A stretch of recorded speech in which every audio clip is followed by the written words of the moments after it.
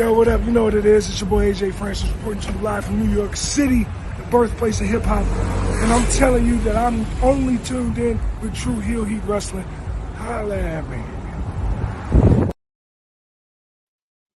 And so should you. Hello, hello, hello. It is me, your true heel phenom, SP3, back once again with another edition of Collision Discourse number 29 for the April 13th, 2024 edition of AEW Collision and AEW Battle of the Belts 10.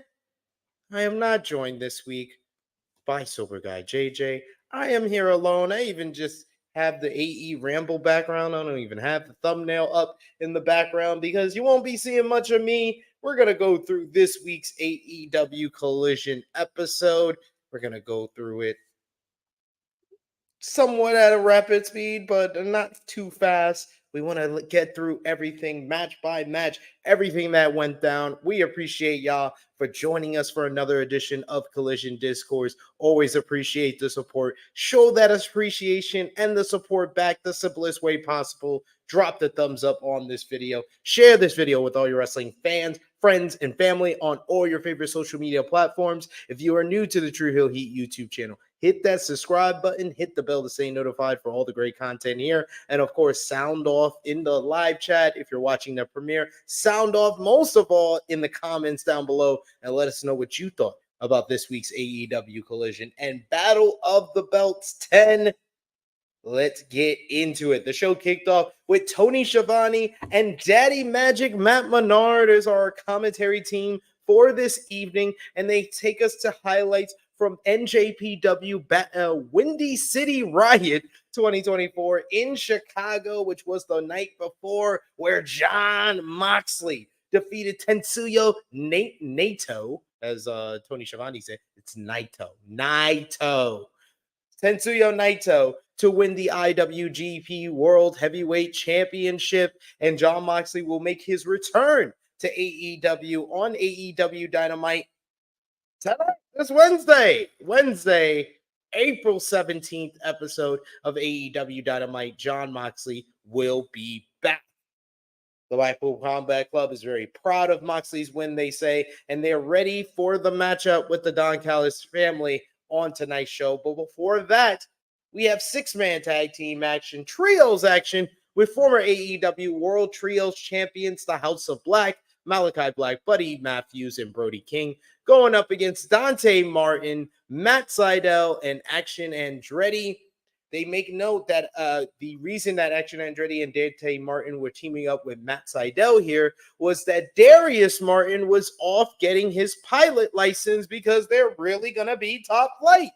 And what we got was a very fun, fast-paced, energetic opener, trios opener. It was just a nice little mixing of styles. With House of Black are just so much of a unit. They work so well together, whether it be double team, triple team offense, and they know where every one of their teammates are going to be at any certain time. When they need them, they know they're going to be right there, and they know where they're going to be right there as well. With Top Flight Action Andretti, as well as Matt Sydal, they have a high-flying, fast-paced offense. So it was a nice little juxtaposition. There's this little difference, styles clash between these two teams that had this crowd rocking. This crowd was really into this one, very much into the action. A couple of "This is awesome" chants, a couple of very loud chants. The crowd in Highland Heights, Kentucky on this evening definitely got us off to a really good start with this matchup here.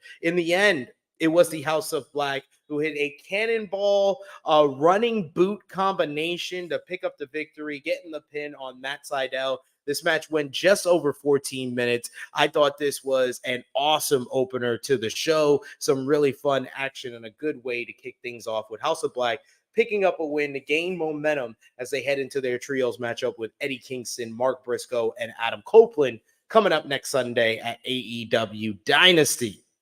We look back to Toni Storm and Mina Shirakawa giving Mariah May kisses over the last couple of weeks. And then we go to an interview earlier today. Lexi Nair is getting a word with the AEW Women's World Champion, timeless Toni Storm. Toni Storm says, get used to what you were seeing last week. And she teases kissing Mariah May once again. But Lexi asks about Mariah kissing Mina Shirakawa. But Mariah says that Toni has to focus on her matchup with Azumi tonight. Storm promises to give Azumi a beating so intense that it will be featured in a fetish periodical.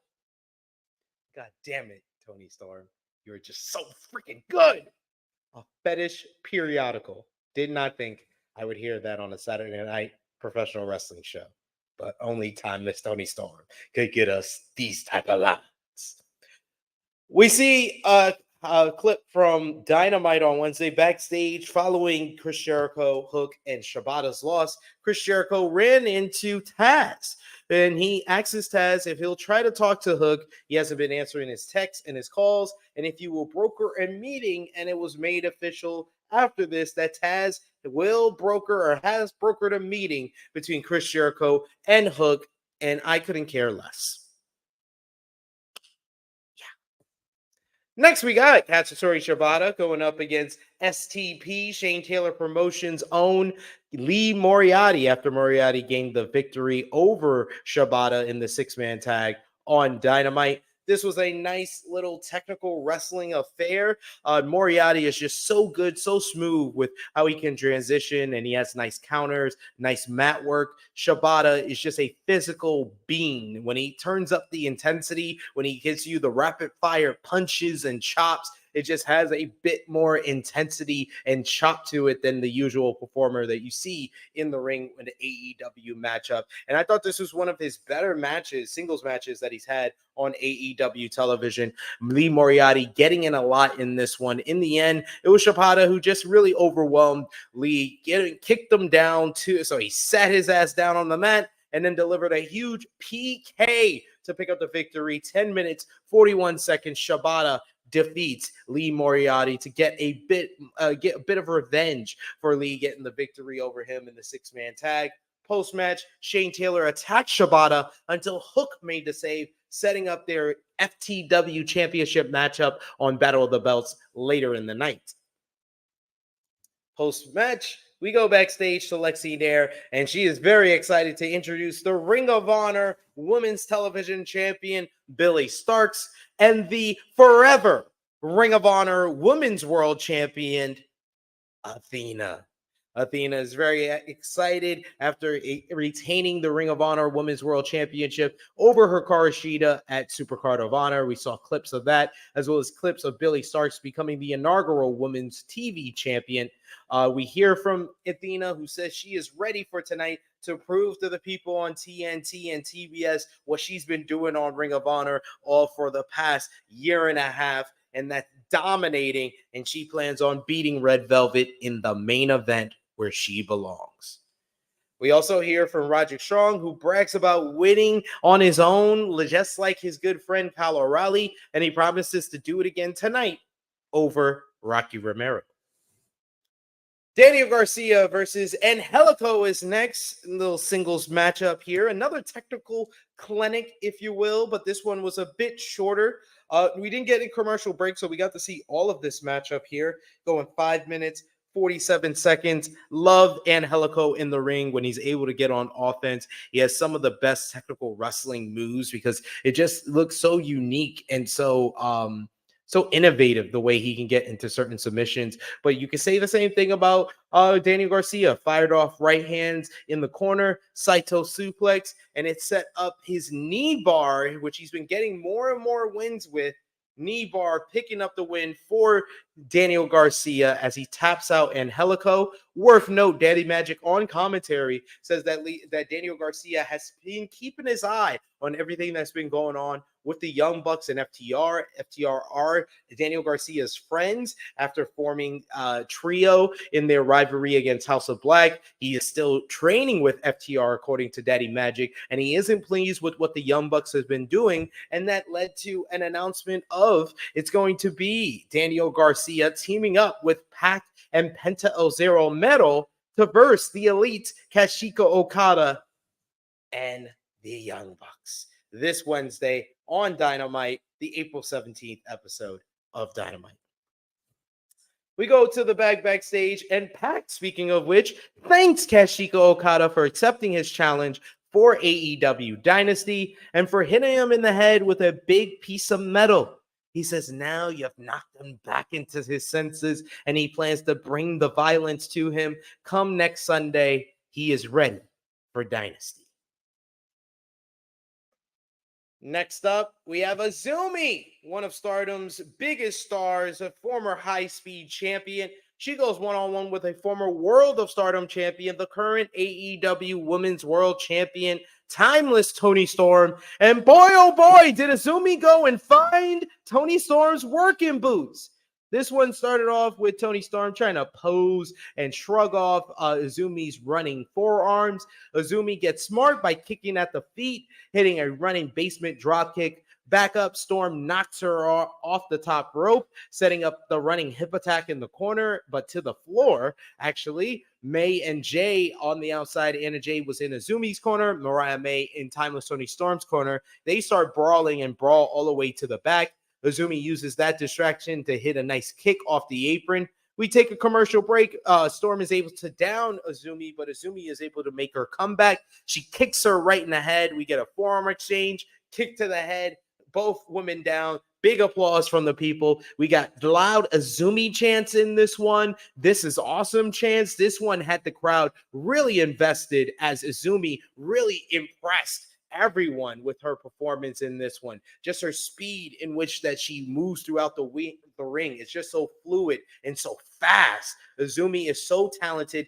Only 21 years old, her entire career ahead of her, and she is just really a star-making performance in this matchup here against the AEW Women's World Champion. She hits a top rope doubles foot stomp that looked like a missile drop kick to the ribs of Storm. She only gets a 2 count on that one. She goes right back on offense, but Storm hits a big choke bomb. I love the fact that Toni Storm has developed this 1920s offense that makes her work like a giant, like a big woman, like a hoss, basically, with the sit-out choke bomb. Thought she was Giant Bernard out there. Storm snaps off a nice, nasty-looking German suplex into the corner. She hits the running hip attack and the Storm Zero. 1, 2, 3. Timeless Toni Storm picks up the victory. 9 minutes, 40 seconds, nearly 10-minute matchup. I thought this was a really damn good matchup. And give me more Azumi on AEW television. The only thing I would have said worth note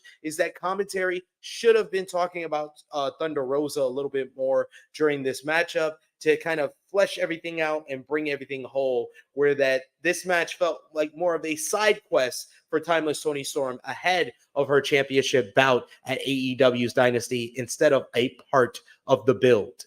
Post-match, we did see Mariah May bring in some champagne for Timeless Toni Storm and then lick her face, and very sensual. Backstage, we hear from Red Velvet. She's ready for the main event of Battle of the Belts against Athena for the Ring of Honor Women's World Championship. Who else is ready? The Ring of Honor World Champion Mark Briscoe is ready for AEW Dynasty. He says that he, Copeland, and Kingston plan on bringing the violence to the House of Black, and he then barks at the camera, backing it up. Next, we got one of my favorite parts of this episode here. Tony Schiavone is on the stage for an interview with the number one contender for the AEW Women's World Championship, Thunder Rosa. She thanks the fans for having her back throughout her comeback to the ring. She doesn't need help to win the title, though. She only needs the people. And she said she's talking to Deonna Purrazzo. She knows Deonna means well, but she doesn't need her help to get back the title. Rosa graduated college on her own. She became an American citizen and got her green card on her own. But something died inside of her when she had to vacate the Women's World Championship. She said that she couldn't hold out and her back fell out on her. Her body gave up on her. But now she has another chance and will carry her family and carry her friends with her. Toni Storm made the mistake of trying to erase the paint off of her face, but she cannot do that because she should be scared of what's under this paint. Rosa starts to rub the paint off of her face. She says that she is coming for the title and she plans to drag Toni Storm to hell. This might have been the best Thunder Rosa promo. There was passion, there was intensity, and most of all, there was the babyface fire that we felt from Thunder Rosa when she initially came into AEW here. More of this in the TV time that you have remaining up until Dynasty, and we could start to feel a little bit of emotion, a little bit of care, a little bit of interest into the Thunder Rosa Timeless Toni Storm AEW Women's World Championship matchup. Do something like this on Dynamite. Do it again on Collision, and I think that we had a solid build to this championship matchup. Probably not on the level of the Deonna Purrazzo Timeless Toni Storm build heading into Revolution. And speaking of which, Deonna Purrazzo had a response to Thunder Rosa's words in her interview. Deonna says that she is fine with not helping Rosa, but she still wants Timeless Toni Storm, and she doesn't even care. And she doesn't even care if it's for the women's title. She says if she can't have one Toni Storm, that she's going to have the other. She says that she wants to break Mariah May's arm, and she's going to do that, exactly that, this Wednesday on AEW Dynamite.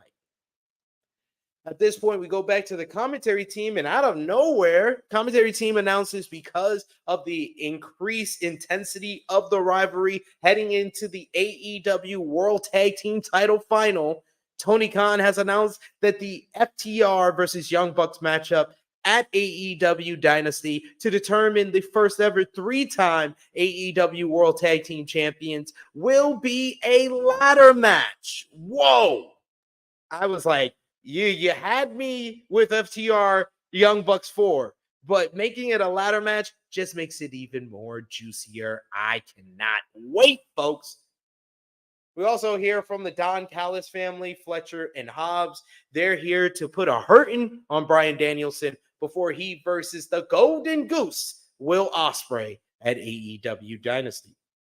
That leads us into our main event matchup, Blackpool Combat Club versus the Don Callis family, Claudio Castagnoli and Bryan Danielson versus Ring of Honor World Television Champion Kyle Fletcher and Powerhouse Hobbs. Both teams brawled to kick things off. There was a lot of brawling throughout here, brawling at ringside, brawling into the crowd. This one was a very physical affair with hard-hitting strikes, hard-hitting offense from all 4 men in this one. Hobbs showing off his power. He draped Bryan over the top rope at one point, draping his knee onto Bryan, stomping him down on his knees. Castagnoli comes back in. He hammers away on Fletcher in the corner. We get a cheap shot from Hobbs, cuts Castagnoli off. We go to commercial break. This was the first of 2 commercial breaks. Fletcher grabs on a sleeper on Castagnoli. He takes the heat for a second here before Bryan is able to come in. He hits a big running knee off the apron to get some momentum in this one. We go to another commercial break, and at this one, it's all in offense in the ring. We get a Doomsday device that was broken up. We get Castagnoli breaking up the Doomsday device, which leads Danielson to hit a nice little belly-to-back suplex on Fletcher in the ring. Hobbs saves Fletcher from the label lock, though, so Danielson dives off for the tag to Castagnoli.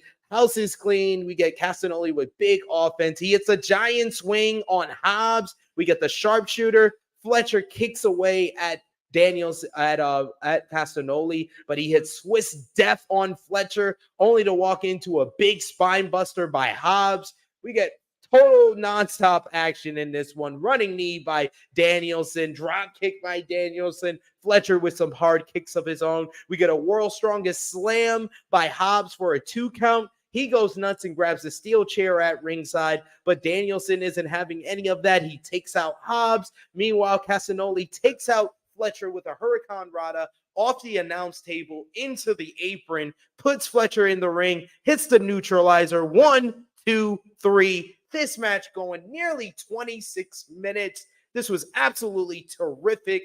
High octane, action packed offense in this matchup. Great tag team main event. And then the post match I thought was a nice little addition as well, as Nosuke Takeshita comes out and attacks both Castagnoli and Danielson, taking Danielson to the floor and delivering a vicious brainbuster on the ramp to soften up Danielson for his dream match with Will Ospreay coming up at Dynasty. Really damn good Collision episode, in my opinion, here. I thought the main event was absolutely awesome stuff. Awesome main event matchup that just kept escalating and just had so much action. You have 4 guys that knew exactly what they were doing out there and having a rather exciting matchup that had the crowd on their feet. It would be nice to see the Don Callis family win a big match or two, but man, if this is all for, to soften up and to get us ready for Ospreay versus Castagnoli on Dynamite, as well as Ospreay versus Danielson at Dynasty, chef's kiss. A+ effort by AEW here. Overall, I'm going to give the show a thumbs up. AEW Collision. Out of 10, I'm going to give this show an 8 out of 10. This was a really good episode of AEW Collision. The main event is going to be the thing that gets talked about the most, but Timeless Toni Storm and Azumi showed the hell out. And overall, this was a big spotlight on the women's division between the Azumi Timeless Toni Storm matchup, the excellent promo from Thunder Rosa to build up the Dynasty matchup. You had Deonna Purrazzo with some promo time, Athena and Red Velvet getting some promo time to build up their matchup on Battle of the Belts. All in all, really enjoyed this episode. Good matchup with Shabata and Lee Moriarty. And the opener was just so much fun with House of Black versus Matt Sydal and Action Flight. So 8 out of 10 show. Match of the night, definitely the main event, Blackpool Combat Club versus the Don Callis family. And as far as MVP for the show, I'm going to give it to Azumi. Azumi showed the hell out and a hell of an impressive debut on AEW television here. And LVP for the show, I will give it to Angelico only by default because he lost a short match to Daniel Garcia, even though he looked pretty good in it. Got to give him the LVP for the short loss there. And then, that is all. Match of the night, MVP, LVP, thumbs up, 8 out of 10. That was Collision. Moving on to AEW Battle of the Belts. Segued nicely from Collision to Battle of the Belts. We open with the end of Collision with the Don Callis family laying out Bryan Danielson on the ramp. We get a pre-match promo from Hook, who is asked about his title defense with Shane Taylor. Cator Shabata is along with him, and he has a translator, and he says that he will have Hook's back, but Hook respectfully says he has this, and he just tells him, bet through the translator. I love the translator promos from Shabata. I'm sorry. Guilty pleasure. And we have our opening matchup, FTW Championship up for grabs. Hook defends against the leader of the Shane Taylor promotions, Shane Taylor. Shane Taylor was intimidating, violent, and full-on aggressive in this one. Hard knees to the chest. You got big punches and forearms, clubbering bows. You get a lay drop on the apron that absolutely looked like a destroyed Hook's chest. You get Taylor whipping Hook into the corner. Splash misses, so Hook slugs away. Hits a big German suplex. Hits an exploder suplex. Taylor breaks free. He can't believe that Hook kicks out of a middlemost splash. Hook is able to lock on the red rum, and he's like a vicing grip. He will not let go, eventually choking out Shane Taylor to pick up the victory here. This was a longer match than you expect from Hook, as this was a classic big man versus little man matchup. Hook once again fighting from underneath, similar to his Samoa Joe matchup from January. 10 minutes, 25 seconds, Hook gets a win. This was pretty good here. I enjoyed this one. We get a pre-match interview from Rocky Romero with Kyle O'Reilly, wishing him luck.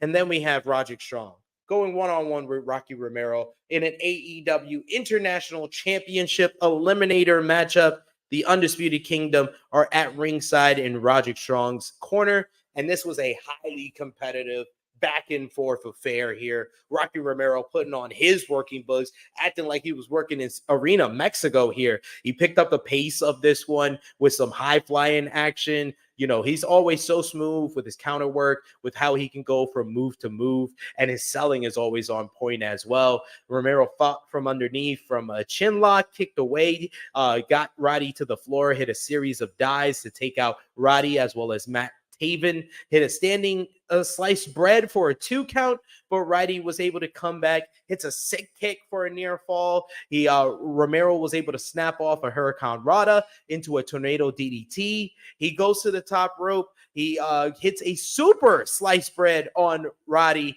for a very close near fall. Romero goes to the top rope once more, but he flies off right into Roddy, hitting a pump knee for the 1-2-3. Roderick Strong basically takes away the challenge or potential challenge of Rocky Romero. Post-match, Kyle O'Reilly comes down to not only congratulate his good friend Roderick Strong, but to also check on his good friend Rocky Romero. Nice guy, Kyle O'Reilly. He checks on Rocky, but when he turns around, Roderick Strong blasts him with a jumping knee. The Undisputed Kingdom have turned on Kyle O'Reilly. As quick as O'Reilly came back and he was all good, says he wants to do it on his own, and Undisputed Kingdom says, all right, fine, you can do it on your own. They turn their back on them. Slimy sons of bitches.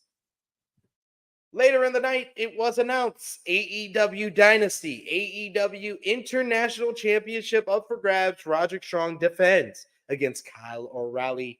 I like them. It did feel like we're missing a chapter of the story with how quick Undisputed Kingdom kind of changed their tune with Kyle O'Reilly, but I'm totally fine with this. I don't think we needed a longer build up or a slow burn with it.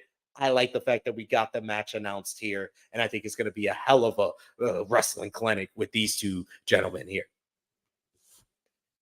Backstage, we hear from Serena Deeb, who would love to face Yuka Sakazaki after their confrontation last week and needs to climb the rankings. So she is asking for Yuka to step up and fight the professor of professional wrestling. And she makes a cute little joke saying, I had that one copyrighted after she said final boss. And then The Rock came up and swooped that from her.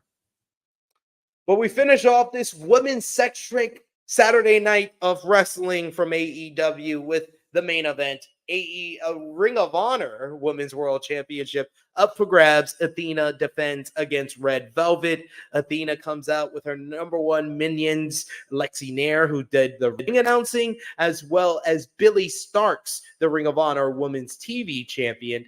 We get a nice little strong lockup between the two ladies to start off.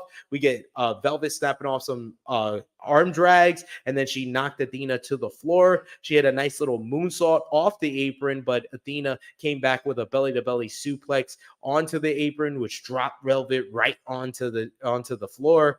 We take a commercial break, and we come back to Red Velvet hitting some running knees against the ropes. Athena grabs her for a fireman's carry, only to have Velvet snap off a nice little Hurricane Rana to escape. Velvet flips her off the top rope and kicks Athena in the head, setting up a nice little tornado DDT that really had Athena reeling. Athena goes back up to the top, but she crashes to the floor after Velvet pushes her down. We get Athena sending Velvet into the apron. Back in the ring, Velvet grabs a close near fall off a roll-up, but Athena hits her right in the face with a big old forearm. She heads to the top rope where she's able to hit the O-face for the 1-2-3. Athena retains the Ring of Honor Women's World Championship. 12 minutes, 44 seconds, nearly a 13-minute matchup. Solid affair here with Athena looking strong, showing why she has been the face of Ring of Honor champion and will be forever the Ring of Honor champion. And I did like Athena getting the main event spot here because she doesn't need to be stuck on Ring of Honor forever. She should be highlighted on AEW television. Post-match, Athena and Starks jump Red Velvet until Queen Aminata comes out to make the save. Nice little spotlight for the ladies here. Queen Aminata getting a nice slave to close the show, and maybe a tease that Aminata is saying, I'm not even going to go after and get a rematch with Billy Starks from the finals of the Ring of Honor Women's TV title tournament. I'm going for the top prize and the forever Ring of Honor Women's World Champion, Athena. I'm really looking forward to Queen Aminata versus Athena, if that's going to happen, for sure. But as far as Battle of the Belts, I'm going to give it a thumbs in the middle. I wasn't too keen on it. Battle of the Belts has really lost its interest. If you think that, the Rampage has lost its interest, AEW has totally told you not to care about Battle of the Belts over the last 2 years. Ever since its inception, it's pretty much told you should not care about Battle of the Belts. And that's very unfortunate. And it shouldn't be that way, but it just is what it is. So I go thumbs in the middle.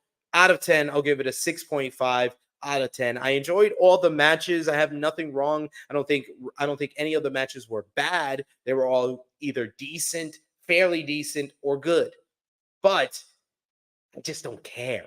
I don't care about Battle of the Belts at all. You might as well call it a third hour of Collision. Maybe I would have more interest in that.